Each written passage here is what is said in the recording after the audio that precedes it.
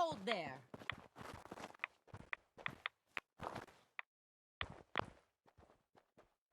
Stringing one more soul to their damnation, old man? Well, what have we here? Another rad worshipping lunatic, that's what. Your barbs do not harm me. I am shielded by my faith. How about bullets? Faith shield you against those, too?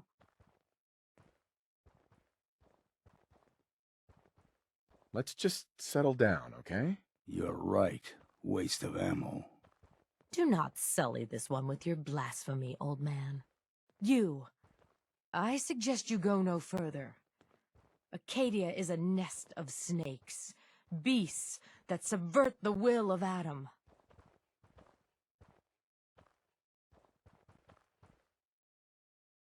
What's Acadia done to make you distrust them? They supply Far Harbor with the means to turn back Adam's holy fog. You'd do well to avoid such creatures, and instead seek the only true master of this land.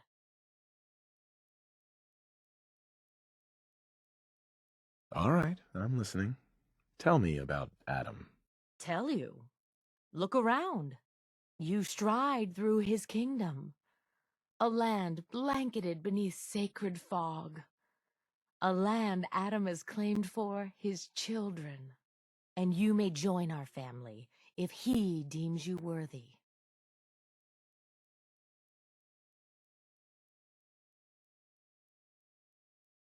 Worthy? What do I have to do to join? There is a ritual his children must perform. If you succeed, you will be rewarded with entrance into our family. Suppose I got nothing better to do.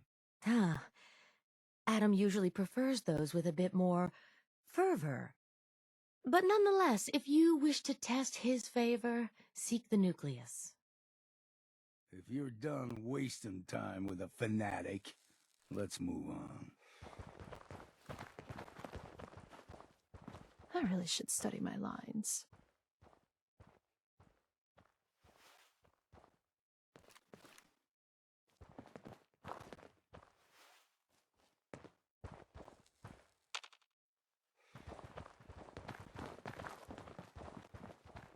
Up ahead, the air's clean. No fog. Acadia's not too far now. Hey, genius, you're taking rides. Let's move out.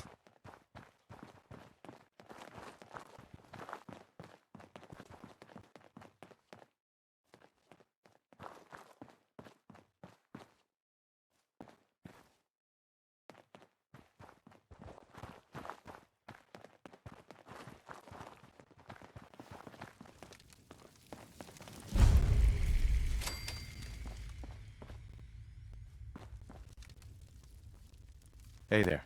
And we've arrived. Acadia's already been watching us for a good spell. If you want to talk with them, just go inside. They'll be waiting for you. You need my help again, you come see me. Got a cabin just outside of Far Harbor. Good place to tool up your gear, get some rest, or get stinking drunk. Just make sure if you're bringing a bottle of something strong, there's enough to share. Leaving already? Don't you want to see what happens next? You saying you want me to stick around and watch your back? Maybe later, Longfellow. All right, but I'm serious about the offer. You ever want to hunt the forests and waters of the island together, I could think of worse things to do.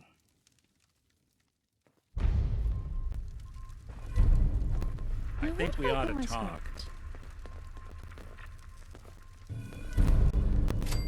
Is something the matter?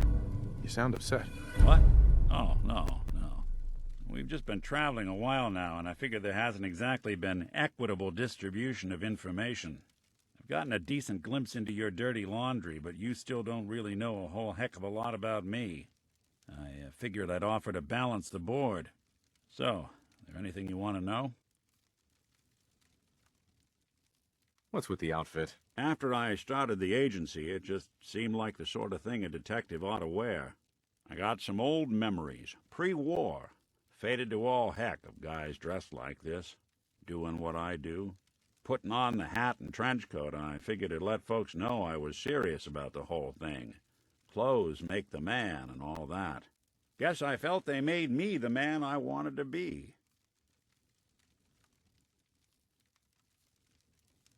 So, who are you, Nick? That's a question I've been trying to figure out myself for a long damn time.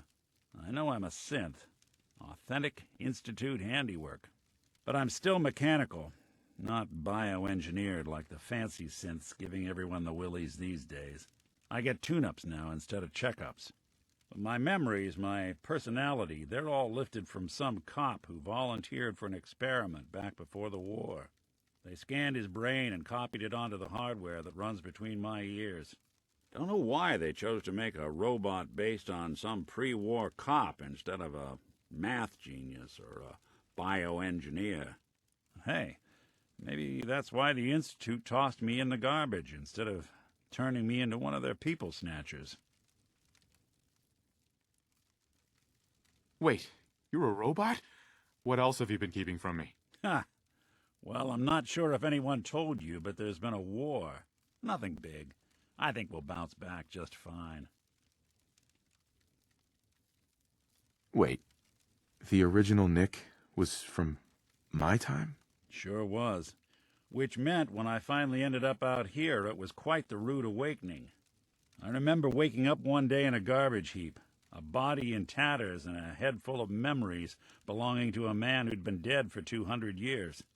Suffice to say, it was a confusing couple of weeks. Folks didn't really know much about synths back then, so when I finally ran into people, they mostly treated me with caution rather than hostility. But the kids, they weren't afraid. I think his name was Jim. The first person to actually speak to me after I got the boot from the Institute. My first human contact in this world. Grilled me for an hour. Once they'd seen I wasn't going to hurt anyone, the other folks in the neighborhood came out to ogle the mechanical man. It eventually turned into a pretty swell soiree. A local mechanic even gave me a once-over, free of charge. Those people, they treated me like a human being. I've been trying to return the favor ever since. It's a surprisingly rare trait out here sometimes. It's something I've noticed you got a fondness for. Part of the reason I've stuck around this long.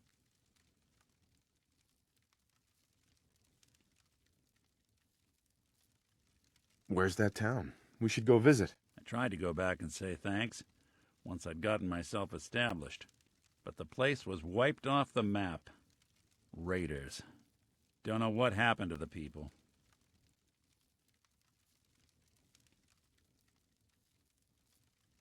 You can't be that naive. You really think you were anything more than a sideshow to those people? I don't doubt that's partly true, but they still treated me better than they had any requirement to. I think it's a lesson worth considering. Well, I expect you're about as bored as can be listening to me rattle my skeletons. We should probably head out. Hey. I'm all ears. Here's what I've got.